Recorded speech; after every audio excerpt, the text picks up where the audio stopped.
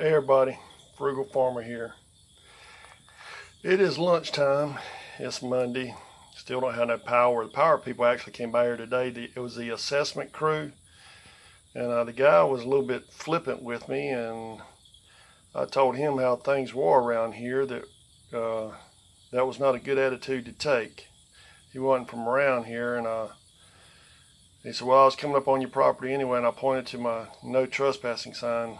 It was survivor shot, or trespasser shot, and survivor shot again. Then I got a 911. We don't call 911. And so he got a little nicer. I got a little nicer. I'm just getting tired of this whole deal. And we got looky-loos riding by. There's probably been 100 cars so far. Now we're looking at maybe 5 cars an hour here. It's just unreal if that much going by, because I'm not off of really a main road, so people just look and see what kind of damage is done. And well, this is lunch. I'm gonna mix that corn. I've seasoned it in the can, and I'm gonna mix it with that soup. That'll be a good lunch, and have me a couple 3 pieces of bread with that. That'll be just what I need. Thank you so much for stopping by and spending time with me.